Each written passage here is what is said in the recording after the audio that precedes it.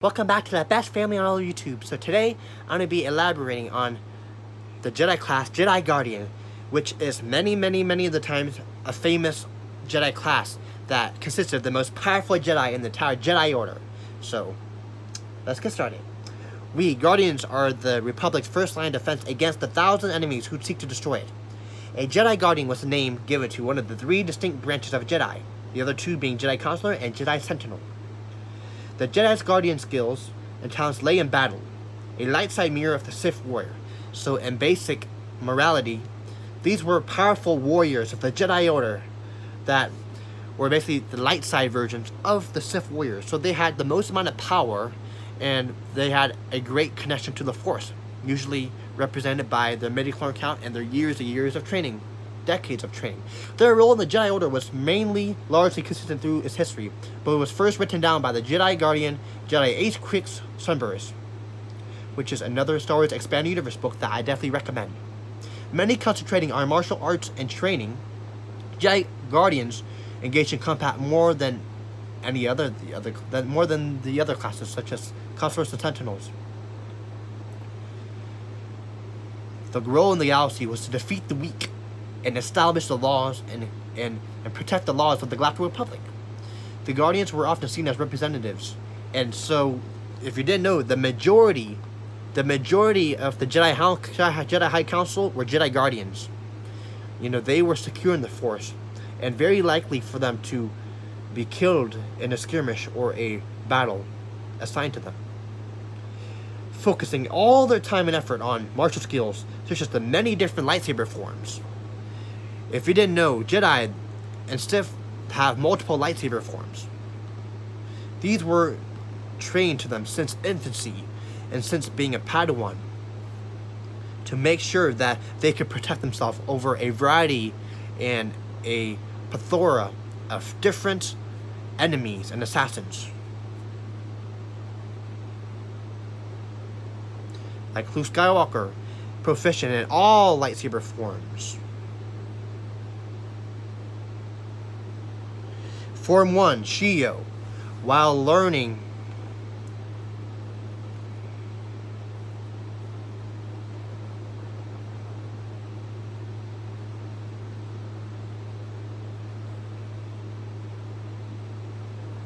lightsaber techniques, a Jedi or Sith apprentice is trained to recognize all 7 forms of combat, Shio. So that's basically a basic representation of all the Jedi lightsaber forms.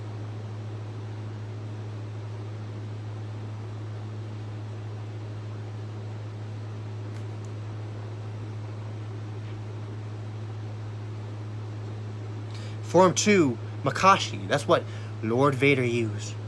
It's called secondary, the way of the Ysalamiri, when the Jedi began fighting Sith and other lightsaber wielders.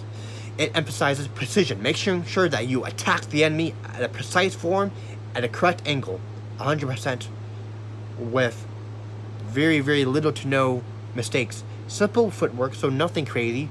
So something that maybe a heavier Jedi or Sith may use if they're heavy and they are unable to move across the battlefield in a very fast pace.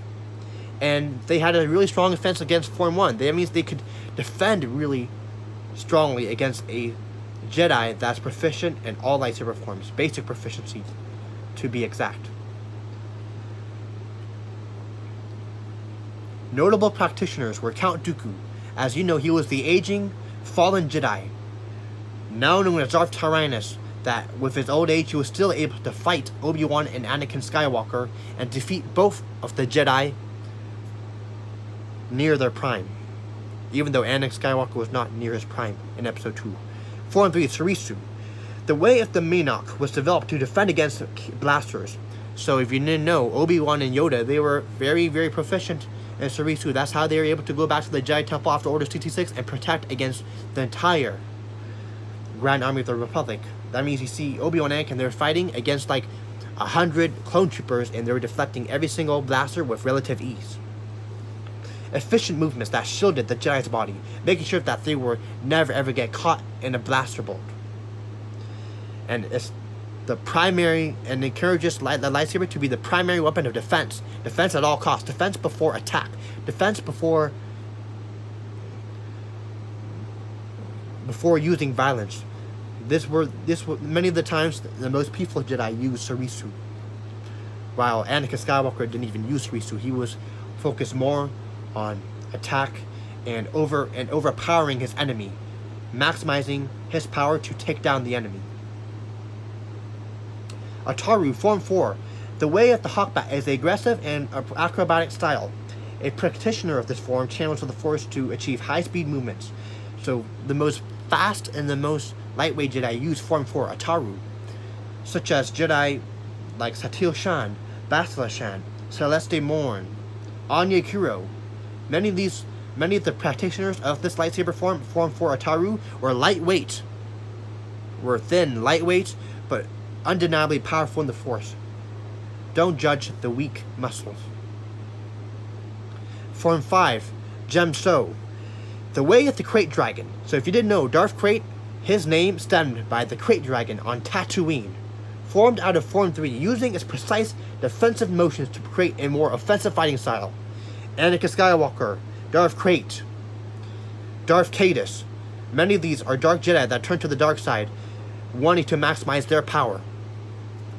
The first variation, Shan, focuses on deflecting blaster bolts back at targets. So they focus on not just blocking an enemy attack, but overwhelming an enemy attack. Just like how Anakin Skywalker overwhelmed Count Dooku during the Battle of Coruscant.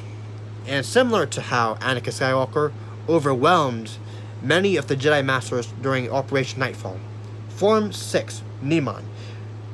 Notable practitioners were Count Dooku and General Grievous. The way of the Rancor is a synthesis of elements from the 5 previous forms. It is very popular among Jedi who do not focus on combat training. So many of these practitioners, they mix, and they use a mix of telekinesis, which is force push, force pull, force repulse, all the different force powers you see in games, in expanded universe games like The Force Unleashed, Jedi Outcast, and Jedi Academy.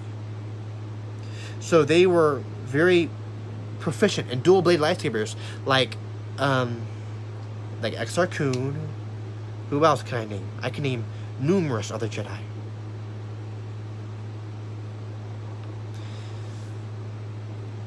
Form 7, Juyo or Vapad. This is the power where they use the dark side of the Force to protect them. Like some of the Jedi, while fighting in combat, they have to use the dark side of the Force to increase the power of the lightsaber.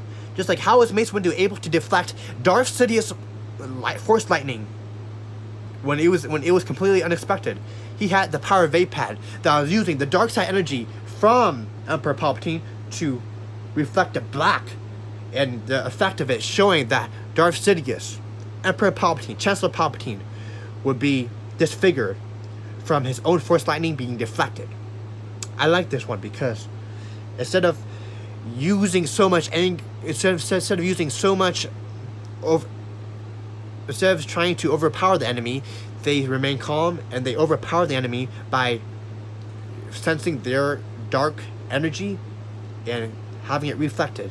Just like how Mace Windu in the Revenge of the Sith video game was able to actually almost take down Anakin Skywalker. That's why Mace Windu was really powerful, because they did not fear the dark side. Just like if a Jedi or a Grey Jedi uses some aspects of the dark side in battle, then they'll be more powerful than a light side Jedi that remain and that 100% choose to be a peacekeeper. Jedi, Empire Strikes Back, those are my favorite movies of all time. A New Hope was good, but it's kind of boring, but yeah, I'm a huge fan of Revenge of the Sith, and especially Return of the Jedi. I think Return of the Jedi and Revenge of the Sith was such a beautiful film, but beautiful in different ways. Return of the Jedi was the positive of Star Wars.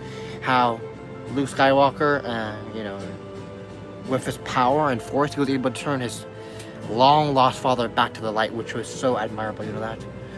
And Revenge of the Sith is the fall. And the soundtracks from Revenge of the Sith I listen to every damn day, you know. I think that the music from Revenge of the Sith was so beautiful, and it has a huge place in my heart and always will be until I'm 110. To the day I die, I'll always have a huge passion for Star Wars, the expanded universe, and everything. That's why I believe I'm the biggest Star Wars fan in the world. And Yeah, because I was introduced so young, it's almost like embedded to my skin. 3 years old, watching Empire Strikes Back. By 5 years old, Blair White. I got a lot to say, Blair.